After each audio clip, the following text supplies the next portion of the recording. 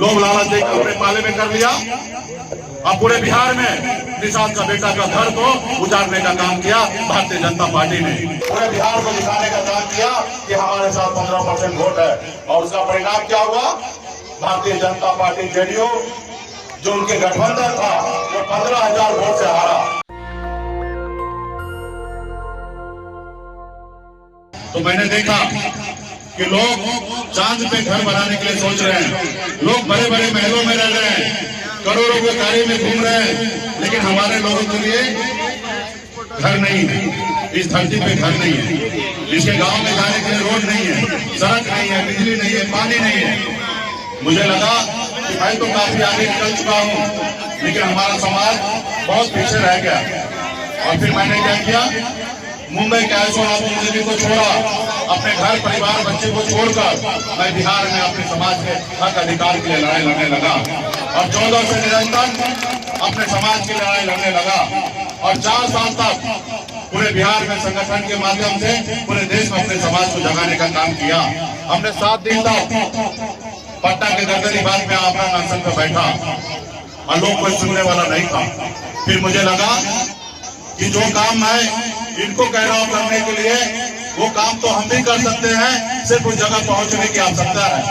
और उस जगह पे पहुंचने के लिए धन दौलत की आवश्यकता नहीं है, उस जगह पहुंचने के लिए वोट की आवश्यकता है।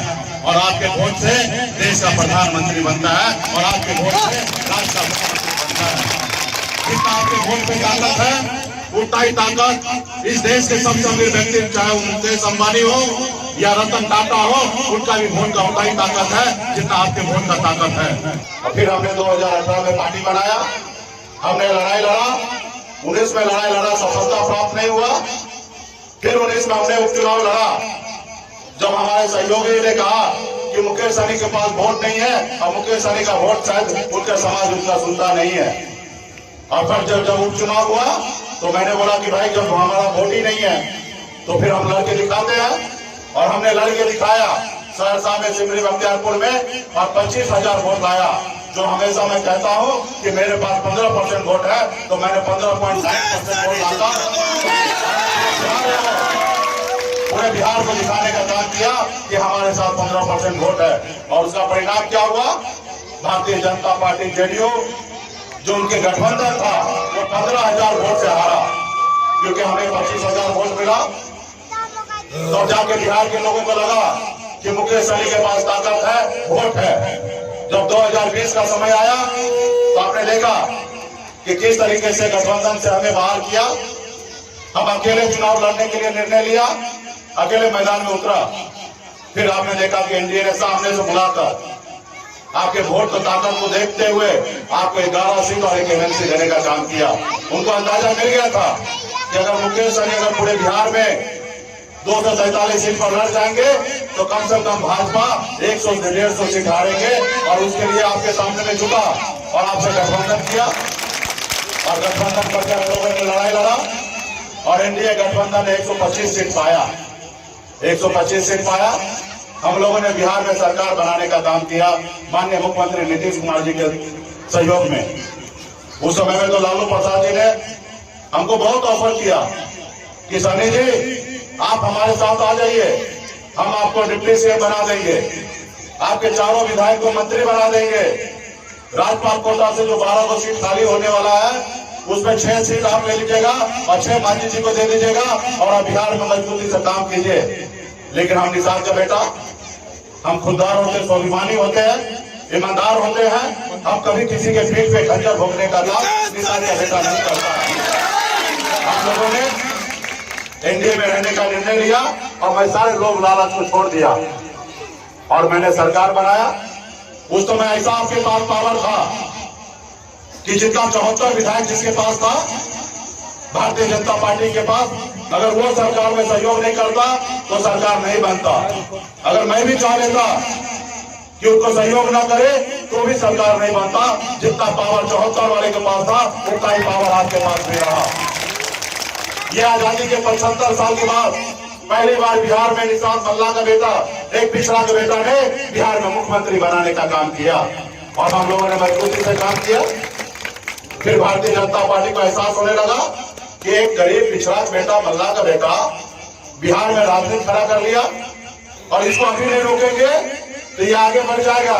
अभी तो 11 सीट मांगता है, आने वाले समय में 51 ला लेगा और एक समय आएगा कि 101 मांगेगा और एक समय आ जाएगा कि अपने दम पर बिहार में सरकार बनाएगा। उसी समय से वो रोकने का प्रयास करने लगा। इसलिए हमें 15 महीने का एमएलसी बनाया और हमेशा कोशिश करने लगा कि मुकेश सहनी जी अपनी पार्टी को विलय कर लीजिए भारतीय जनता पार्टी में और 2025 में आपको मुख्यमंत्री बनाएंगे। हमने कहा भैया ये पार्टी पूरे बिहार के निषाद समाज को आंदोलन से जन्म लिया हुआ पार्टी है, ये मेरा अकेला पार्टी नहीं है और इस समाज को आरक्षण दिलाने के लिए पार्टी बना है। आप आरक्षण दे दीजिए, हम पार्टी विलय कर लेंगे। अब बिहार में मुख्यमंत्री बनने के लिए नहीं आया हूँ, अपने समाज को आगे बढ़ाने के लिए मैं आया हूँ और इसके लिए मेरे को मुख्यमंत्री बनाइए या ना बनाइए उससे मुझे कोई फर्क नहीं पड़ता है। उन्होंने फिर धीरे धीरे प्रयास करने लगा, मैं विभाग में अच्छा काम करने लगा, अपने समाज के लिए विकास करने लगा, तो हर काम में आरंगा करने लगा।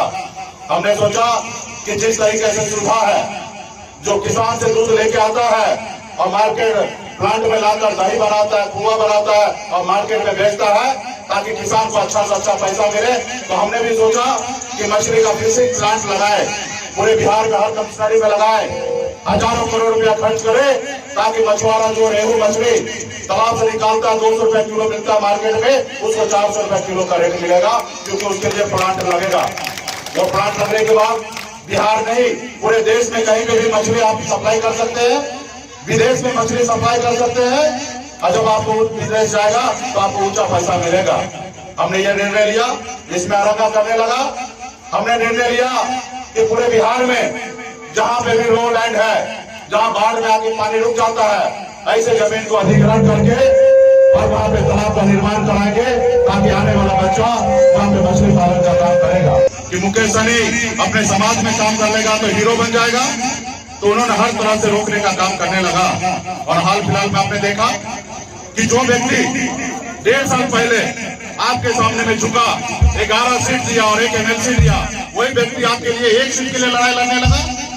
आपके सीट पर जबरदस्ती यहाँ पे प्रत्याशी उतार दिया। सिर्फ 1 सीट की बात नहीं था, तो भी हमने कहा ठीक है, दोस्ताना संघर्ष कर लीजिए, जनता के बीच में आप भी चलिए, हम भी चलते हैं और जनता न्याय करेगा कि ये सीट किसका है। आप लोगों ने 2020 में भी आपने मुसाफिर पासवान को जिताकर हमारे हाथ को मजबूत किया, लेकिन इन्होंने अपने प्रत्याशी उतार दिया। फिर मैंने पीछे हटने का मतलब पूरे बिहार का निषाद का बेटा पीछे हटना, लेकिन हमने कहा ये मेरा अधिकार है और मैं हमेशा कहते आ रहा हूँ कि मेरा अगर अधिकार अगर सुई के नोक के बराबर भी अगर है तो उसके लिए मैं लड़ने के लिए तैयार हो जाऊंगा, गर्दन कटाने के लिए तैयार हो जाऊंगा, लेकिन सर नहीं झुकाऊंगा। और मैंने वही किया क्योंकि ये सीट मेरा था और मैंने यहाँ पे प्रत्याशी उतारने का काम किया। उसके बाद आपका क्या किया, आपके तीनों विधायक को तोड़ लिया, लोग लालच देकर अपने पाले में कर लिया। अब पूरे बिहार में निषाद का बेटा का घर को उजाड़ने का काम किया भारतीय जनता पार्टी ने। जब भी बिहार का 2 नंबर का पार्टी बना, उसमें भी पूरे बिहार के निषाद मल्ला पिछड़ा का बेटा का योगदान रहा, तब जाके 74 विधायक बना और फिर 3 विधायक अपने मिलाने के बाद आज बिहार का 1 नंबर का पार्टी बना है, वो भी विधायक बिहार में निषाद मल्ला का बेटा का योगदान है। तो कहीं ना कहीं आपको वहां पे कमजोर करने का कोशिश किया। उसके बाद भी मैंने झुका नहीं। हमने सोचा क्या फर्क गिरता है, विधायक ले लिया। ये पार्टी विधायक ने नहीं बनाया, ये पार्टी ने विधायक को बनाया है। आज हमने 4 विधायक बनाया, आने वाले समय में यही समाज 40 विधायक बनाएगा। हमें किसी के सामने रुकने की जरूरत नहीं है। फिर उन्होंने क्या किया कि प्रेशर देने लगा कि आप मंत्रिमंडल से इस्तीफा दे दो। हमने कहा भैया क्यों, ये सरकार हमने बनाया, अगर उस रोज अगर मैं बेईमान हो जाता तो माननीय मुख्यमंत्री नीतीश कुमार शपथ नहीं लेते। ये मेरे सहयोग से ये सरकार बना, ये सरकार हमारा है और तुम कौन होते कि हमें घर से निकालने वाले। हाँ, तुमको अभी फिर से सरकार बनाना है, पूरे सरकार को भंग कर दो और फिर से जाके राज्यपाल मोदी जी के पास समर्थन पत्र दो और फिर से सरकार बनाओ। उस समय मुकेश सहनी को पूछना मत, लेकिन ये सरकार जब चल रहा है तो ये मेरी सरकार है। आज भी बिहार में जो सरकार चल रही है वो सरकार निषाद का बेटा का खून पसीना बहाया हुआ सरकार है और वो सरकार हमारा है। लेकिन ठीक है, आज आपके पाँव में ज्यादा ताकत है, आपके पास ज्यादा विधायक है, आपके पास पावर है, पैसा है, तो आज हमें घर से बाहर निकाल दिए। लेकिन हम लड़ाई लड़ेंगे, पूरे बिहार में अपने समाज के बीच में जाएंगे और अपने आने वाले समय में अपनी ताकत को दिखाएंगे और ऐसे लोगों को इस घर से निकाल के बाहर फेंकने का काम करेंगे। इसलिए मैं पूरे बिहार में आज लड़ाई लड़ रहा हूँ। आज मेरे लिए क्या था, आज मैं अपने समाज के, पिछड़े समाज के लिए, गरीब लोगों के लिए, हक अधिकार के लिए लड़ाई लड़ रहा हूँ। आज मुझे अगर अपने लिए, स्वार्थ के लिए राजनीति करना होता, अपने लिए लड़ाई लड़ना रहता, तो आज मुंबई जैसे जिस शहर को मैं छोड़ के नहीं आता, अपने घर परिवार को छोड़ के नहीं आता। आज मैं आपके लिए लड़ाई लड़ने के लिए आया हूँ। मैं उनके कहने पे पार्टी विलय कर लेता तो आज बिहार नहीं, देश का सबसे बड़ा नेता बन के आज उसके गोद में घूमते रहता, लेकिन उसका गुलाम रहता, लेकिन नेता नहीं रहता। वो कहता कि मुकेश सहनी जी उठो, तो हमें उठना पड़ता, और वो कहता बैठो, तो फिर हमें बैठना पड़ता, और मुझे ये गुलामी पसंद नहीं है। आज एक पत्रकार महोदय ने कहा कि मुकेश जी, आपको नहीं लगता कि आप बहुत जल्दीबाजी करने लगे हैं? 1.5 साल में मंत्री बने, उत्तर प्रदेश चले गए, झारखंड चले गए, पार्टी को विस्तार करने लगे, इतने बड़े बड़े पॉलिटिकल पार्टी को आप चैलेंज करने लगे। हमने कहा भैया 75 साल बीत गया आजादी का, और उसके बावजूद भी आप बोलो कि हम जल्दीबाजी किए। ये तो 30, 40 साल, 50 साल पहले हमारे समाज को अपने पैर पे खड़ा हो जाता, तो आज हमारे आने वाला पीढ़ी को ये दिन देखना नहीं पड़ता। आज कहीं ना कहीं मजबूती से हम आगे रहते। आज माननीय श्री लालू प्रसाद यादव जी के नेतृत्व में आज देखिए उनका समाज कहां से कहां निकल गया। श्री रामविलास पासवान जी के, स्वर्गीय रामविलास पासवान जी के नेतृत्व में उनका समाज देखिए कहां से कहां निकल गया। जो समाज पॉलिटिकल तरीके से अपना हिस्सा ले लेता है, उसका समाज, उसका राज्य आगे निकल जाता है। आज हम लोगों ने अपना हिस्सा नहीं लिया, हमने 2020 में हिस्सा लिया, तो इनको इतना तकलीफ होने लगा। तो साथियों, आज मैं जो भी कर रहा हूँ, आपके आने वाला पीढ़ी के लिए लड़ाई लड़ रहा हूँ। आज आपका और मेरा उम्र आधे से ज्यादा निकल चुका है। अब हमें अगर नहीं आज लड़ाई लड़ेंगे, तो हमारा आने वाला पीढ़ी हमको कभी माफ नहीं करेगा। इसलिए आज मैं मैदान में उतरा हूँ और मैं आपसे अपील करता हूँ, तमाम यहाँ पे युवा साथी बड़े संख्या में खड़े हैं। आपको लड़ाई लड़ना पड़ेगा आपके आने वाले पीढ़ी के लिए। आपके पास दूसरा कोई ऑप्शन नहीं है, आपके लड़ाई लड़ने के अलावा दूसरा कोई ऑप्शन नहीं है। पहले ऐसे होता था कि धर्म परिवर्तन होता था, आपके पास तो ये भी ऑप्शन नहीं है कि आप कल से राजपूत बन जाए और कल से ब्राह्मण बन जाए। आप बनने का कोशिश भी करेंगे तो दूसरे लोग आपका एक्सेप्ट नहीं करेगा। अगर जन्म लिए मल्लाह के घर में, तो मरना भी पड़ेगा मल्लाह के घर में। आपका दूसरा कोई ऑप्शन नहीं है। तो आज आपको मजबूती से लड़ाई लड़ना पड़ेगा।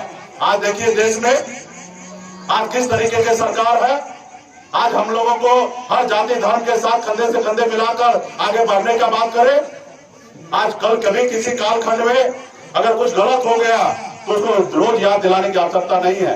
आज आपने देखा कि पहले अच्छे फिल्म बनता था, समाज के मुद्दे पे बनता था, भाई बहन का प्यार दिखाता था, अच्छे विचार वाला पिक्चर बनता था, तो सरकार, राज्य सरकार हो और केंद्र सरकार हो, उसको टैक्स फ्री करता था।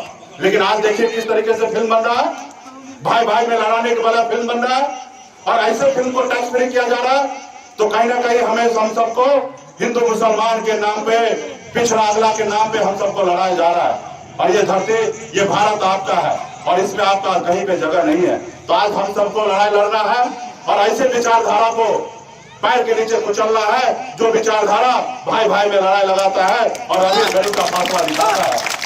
भारत हो या राज्य हो, इस खजाना में सबसे पहला अधिकार गरीब का बेटा का हो, चाहे जाति धर्म जो भी हो। लेकिन आज क्या कर रहा है सरकार? आज भेदभाव कर रहा है। आपने देखा होगा कि सामान्य वर्ग के लोगों को 10% आरक्षण लागू किया। भैया 10-12% संख्या को आपने 10% आरक्षण लागू कर दिया। 8 लाख कमाने वाले लोगों का आरक्षण लागू कर दिया। लेकिन निषाद का बेटा, मल्लाह का बेटा, नाई का बेटा, ठाकुर का बेटा अगर 6 लाख 3 लाख कमाने वाला है, तो क्या आपको गरीब नजर नहीं आ रहा है? अगर आर्थिक स्थिति में अगर आपको आरक्षण करना था, तो SC/ST को छोड़कर पूरे भारत में आर्थिक स्थिति में आपको आरक्षण लागू कर देना चाहिए। हर जाति धर्म के लोग आरक्षण का लाभ लेता, लेकिन आपने ऐसा नहीं किया।